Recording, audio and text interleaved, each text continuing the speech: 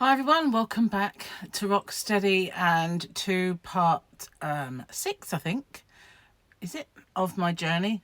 The days are kind of merging into one, and I don't think there's a great deal of change. It doesn't look like, excuse me, I can itch. It doesn't look like it. You can still just see this red blob. If I go like this, you can just about see it.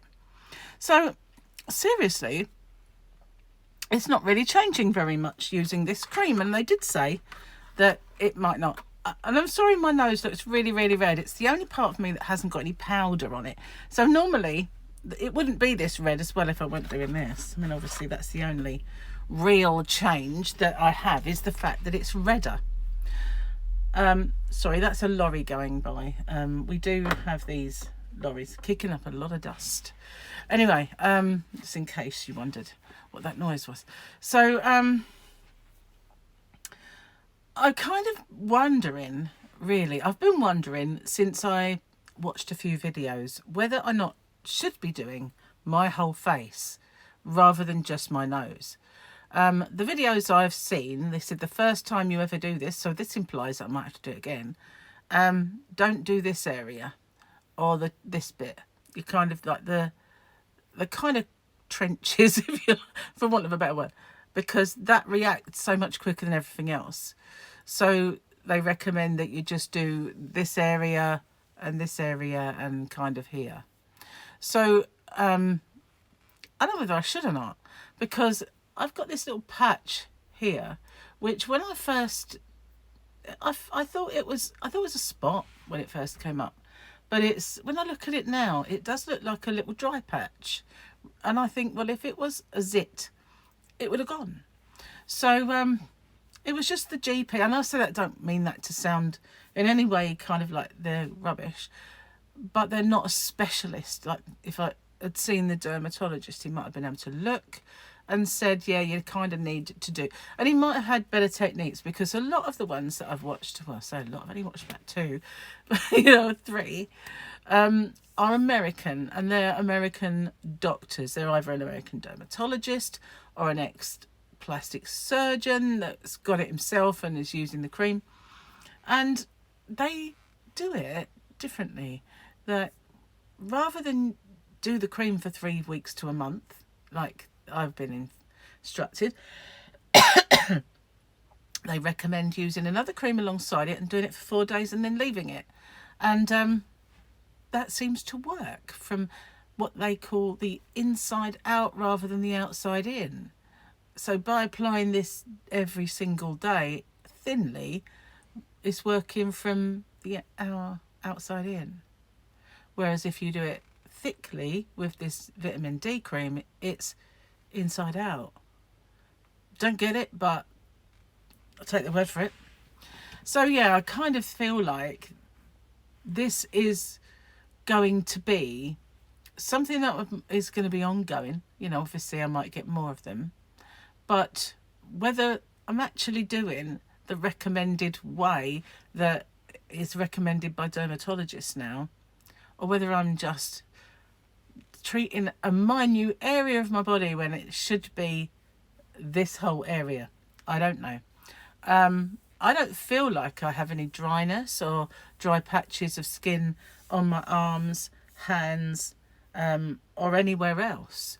I feel like that was kind of the only one that popped up, and possibly this. I'm not sure.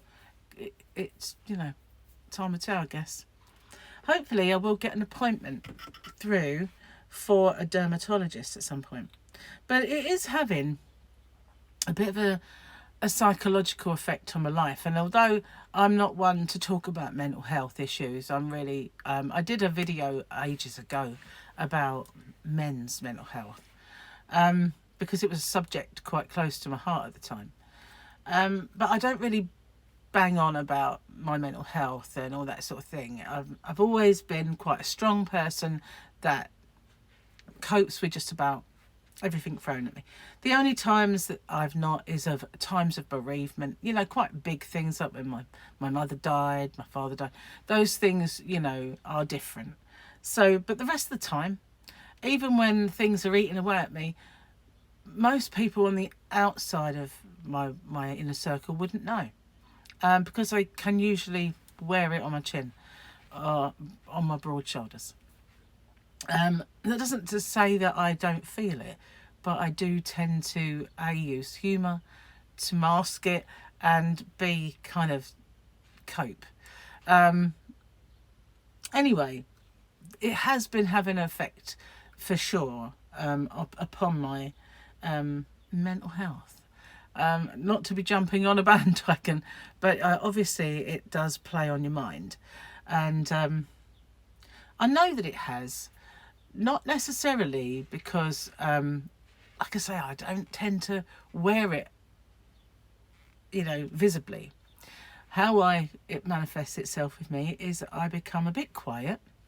I know, go figure that. And I also snap.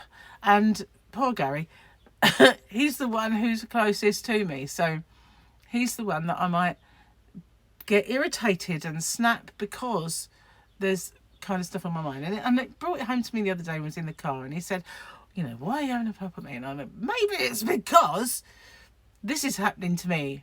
Have you figured that one? You know, and it kind of made me realise, yeah, it is. It's weighing on my mind. It's playing on my mind, whatever way you want to look at it. And it isn't much, is it? Really, in the great scheme of things, I could be be having a leg off. You know, there's bigger things than this nose. Seriously, there are bigger issues. I mean, not bigger things. I should have rephrased that. There are bigger issues at play in the world.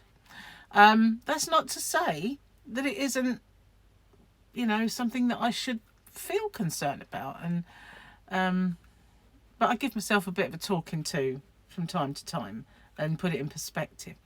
Now, one of the videos that I watched was a little worrying, a bit of a crazy doctor, this one, a bit out there. But he said sometimes doing these treatments reveal something that won't go away. So, you know, you're putting your cream on, and at the end of it, you think, why is this patch still there? Because it's a skin cancer, and then you need to have it removed. So the kind of cancer that you get on your skin like this is called a squamous cell carcinoma, which, funny enough, is what was on my tongue, a squamous cell carcinoma. If you're not familiar with my story, I developed oral cancer 2 years ago, this August. Well, no, I didn't develop it then, but obviously that's when I had my surgery. It would be 2 years ago this August. August the 4th, a date I will never forget. And it changed my whole life, and was a massive recovery for me. But a lot of people didn't see what went on behind the scenes, and I kind of wish that I'd done something like this. But yeah, it was a very hard thing to overcome. And I am left with certain limitations because of it. Like, I don't fight off illness quite as well. I had 49 lymph nodes removed, so it doesn't help me. If I pick up a cold or a virus, it's bad. And case in point, Gary had something for 24 hours, 48 hours. I had it for a week or two. You know, that's, and it was chesty, always chesty.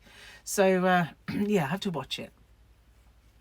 But yeah, same, and it's kind of the fact that it's got the same blessed name, you know. It's bringing back some nasty memories and feelings. So there is that to it as well.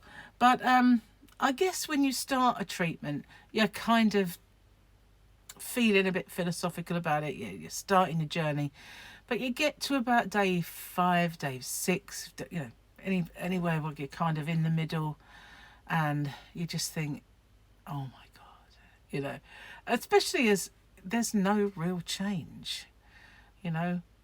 And I know that when that real change appears, that's when you stop this cream and just let yourself heal. And I won't be making camera face videos, and only this one. I will be doing other things on my other channels that don't involve showing my face, unless it's not too bad, then I will.